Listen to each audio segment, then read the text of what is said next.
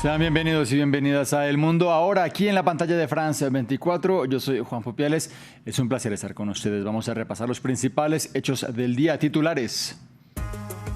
El primer ministro Sébastien Lecornu dio a conocer los 34 ministros que conforman su nuevo gabinete. Es el segundo gobierno que presenta el premier luego de una semana caótica en la política francesa y con el que busca aprobar los presupuestos del Estado antes de final de año. El presidente de Estados Unidos, Donald Trump, ya partió rumbo a Egipto, en donde este lunes tendrá lugar la ceremonia para firmar los acuerdos entre Israel y el grupo Hamas. En Tel Aviv, una multitud aguarda para el que será un intercambio de cautivos por presos palestinos con la organización islamista. Movilizaciones en Ecuador. Una multitud marcha en Quito en rechazo al gobierno de Daniel Noboa en el marco del denominado Día de la Resistencia Indígena. Las protestas en la capital han estado marcadas por choques con las fuerzas de seguridad. Tenemos reporte.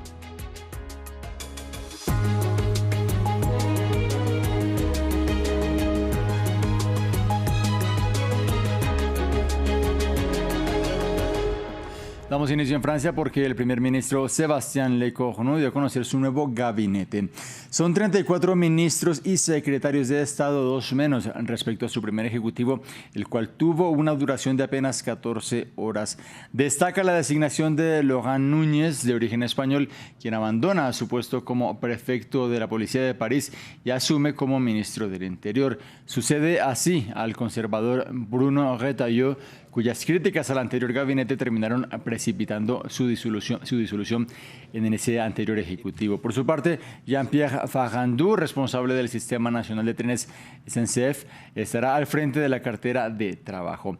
Algunas figuras permanecen, como es el caso de Gérald Darmanin al frente de Justicia o el de Rachida Dati. En Cultura son nombres llamados a ofrecer una imagen de un gobierno técnico con la misión de sacar adelante el presupuesto, el cual debe ser presentado a la Asamblea Nacional antes del miércoles. Se nombra un gobierno de misión para elaborar un presupuesto para Francia antes de que finalice el año. Agradezco a las mujeres y los hombres que se comprometen con este gobierno con total libertad, más allá de intereses personales y partidistas. Solo importa una cosa, el interés del país.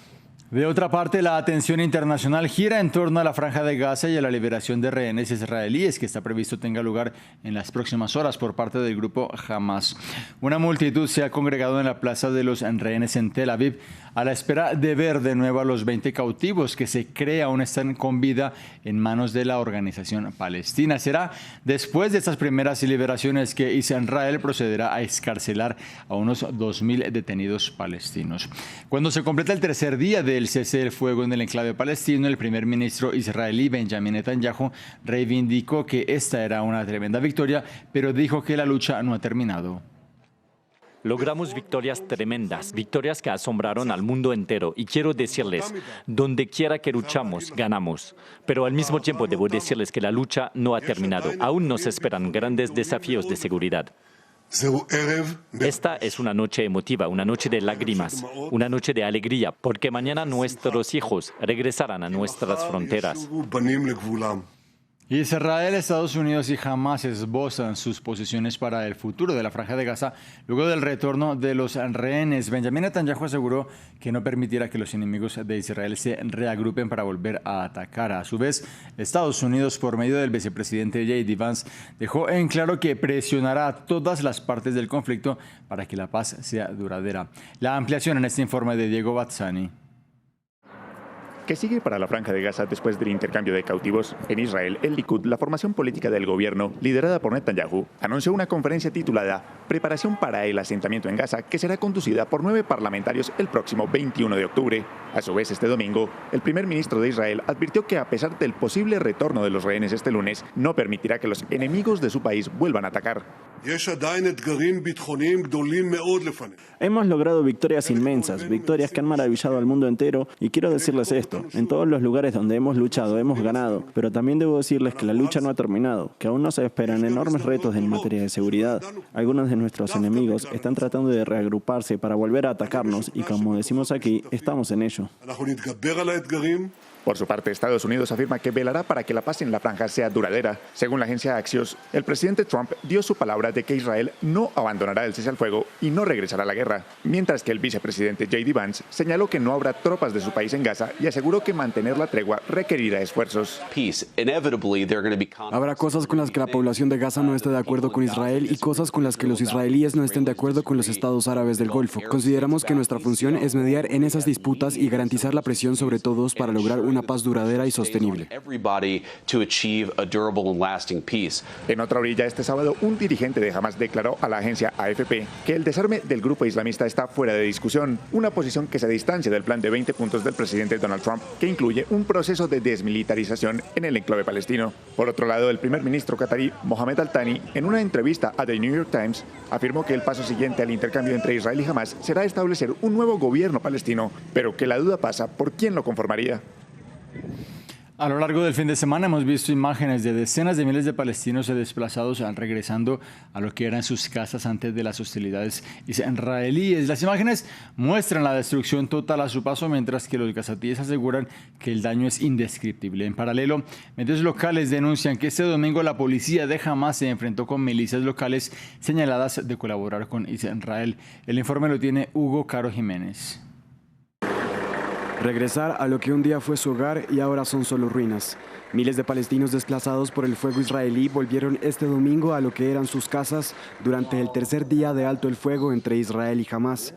Aquí, en la ciudad de Gaza, los residentes dicen que la destrucción es indescriptible. No esperábamos que llegara a este punto, es decir, ni una sola casa en toda la calle sigue en pie, ni siquiera hundida, todas están arrasadas, es una destrucción total. Soy de las personas que no pudieron sacar ni una camisa de la casa, es una destrucción indescriptible, sinceramente. Y a pesar de que la frágil tregua aún se mantiene en la franja, las condiciones de vida para los palestinos no han cambiado. Cuando supimos de la tregua estábamos deseando ver nuestra casa. La encontramos reducida a escombros, no hay vida en absoluto. Cuando vi mi casa, me derrumbé y empecé a llorar. No sabía qué decir, la situación es extremadamente dura, indescriptible. Ni siquiera los animales pueden soportar estas condiciones. No hay agua, ni comida, ni bebida, ni trabajo. Incluso la tienda de campaña que tenemos está dañada. También este domingo, Israel permitió el ingreso al enclave de por lo menos 400 camiones con ayuda provenientes de Egipto, una cifra que debería llegar a los 600 al día, a pesar de que expertos se muestran cautelosos sobre la cifra. Comida y suministros que hoy fueron entregados en medio del fuego cruzado, ya que medios locales informaron de enfrentamientos entre la policía de Hamas y milicias palestinas señaladas de colaborar con Israel durante los últimos meses. El presidente de Estados Unidos, Donald Trump, ya partió rumbo a Egipto para la que está llamada a ser una atípica firma de los acuerdos entre Israel y Hamas. Atípica porque representantes de ninguno de los dos bandos estarán en el evento para sellar esta primera fase del plan impulsado por el presidente norteamericano. Serán precisamente las naciones mediadoras, Estados Unidos, Qatar, Egipto y probablemente Turquía, las que firmen el documento de acuerdo con fuentes de la agencia AFP. Se espera la asistencia de un total de 20 líderes mundiales. Cambiamos de tema. En Camerún cerraron las urnas de los comicios presidenciales en los que el presidente Paul Biya ya se presentó de nuevo a la reelección. En el poder desde 1982, el camerunés de 92 años es el mandatario en activo de mayor edad del mundo y, sin embargo, aspiró a un octavo mandato frente a 11 candidatos, entre los cuales no figuraba el principal opositor Maurice Kamto, que fue excluido por la Comisión Electoral. Las elecciones se enmarcan en un contexto de paro juvenil y conflictos armados en distintas zonas del territorio. A continuación, un perfil del presidente Biya. A sus 92 años, Paul Biya no solo es el jefe de Estado con más edad en el mundo, ha gobernado Camerún desde 1982. Pese a los llamados para que se haga a un lado, Biya ha mantenido un control férreo sobre el país. Camerún solo ha tenido 2 líderes desde su independencia de Francia en 1960 y apenas 8 de los 30 millones de ciudadanos están habilitados para votar este domingo. Biya, considerado uno de los hombres más ricos del país, es el único presidente que la mayoría de los cameruneses menores de 30 años han conocido. Seguimos teniendo al mismo presidente desde antes de que yo naciera. Ahora que soy adulta me da vergüenza y siento que no me veo en un puesto de liderazgo en el que pueda expresarme mejor como ciudadana en este país. Nacido en 1933, cuando Camerún aún era una colonia, se formó para ser sacerdote católico y acabó estudiando Derecho en Francia antes de volver al país en 1961. En 1975 se convirtió en primer ministro y 7 años más tarde asumió el poder tras la renuncia de Ahmadou Ahidjo, el primer presidente de Camerún. Desde entonces ha controlado cada aspecto de la vida del país, limita sus apariciones públicas, se fía solo de los más leales y vigila de cerca a sus ministros. El 7 de agosto, Maurice Kamto, el principal rival de Villa en las elecciones de 2018, fue sacado de la contienda. A sus 92 años, su salud es fuente de rumores y es apodado el presidente ausente, porque pasa largas temporadas en Ginebra junto a su esposa, con quien tiene 2 hijos. Su hija, Brenda Villa, de 27 años, dijo el mes pasado en TikTok que su padre había hecho sufrir a demasiada gente e instó a los cameruneses a votar en su contra. Se prevé que el resultado de las elecciones será comunicado en 2 semanas. Vamos a Ecuador, en donde este domingo hay convocadas marchas a nivel nacional por parte de la Confederación de Nacionalidades Indígenas del Ecuador, CONAIE, en medio de un estado de excepción en algunas zonas del país y cuando se cumplen varios días de manifestaciones contra el presidente Daniel Noboa. Particularmente tensa ha sido la situación en Quito, en donde se encuentra nuestro corresponsal Gustavo Ortega, quien nos compartió previamente el siguiente informe. A 21 días del inicio del paro nacional, Ecuador vive una de las jornadas más simbólicas de protesta en este país. Movilizaciones convocadas para este 12 de octubre, Día de los Pueblos Indígenas, que reinterpretaron como un día de la resistencia. Los movimientos indígenas y organizaciones sociales exigen más que la restitución del subsidio al diésel.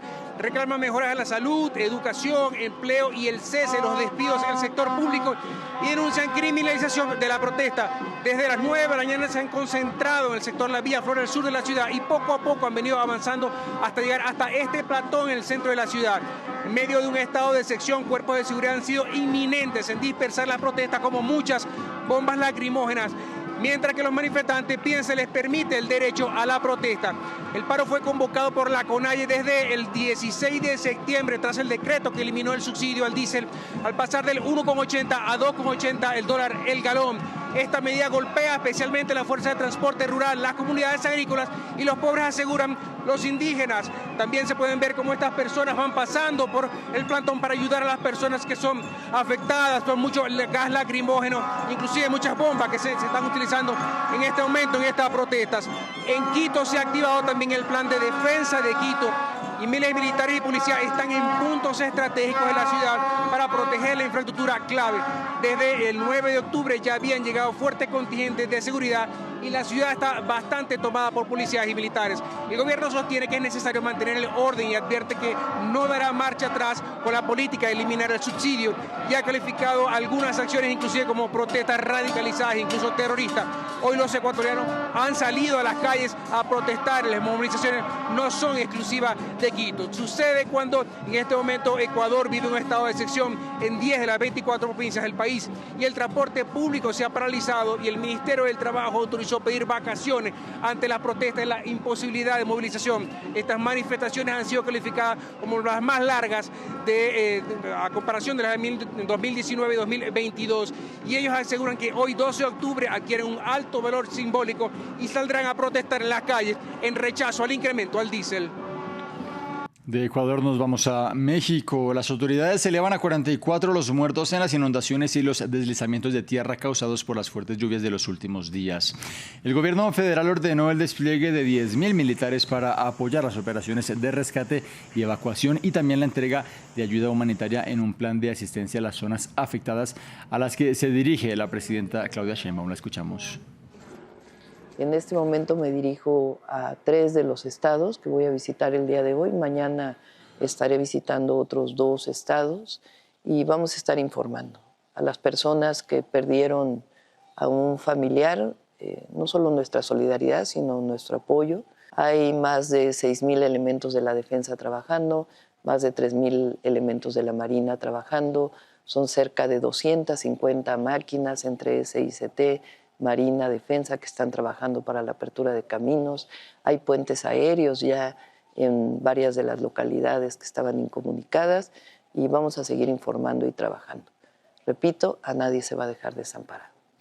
Llegamos hacia el final de esta emisión informativa, pero los invito a que se queden aquí en esta pantalla en France 24 minutos, más noticias.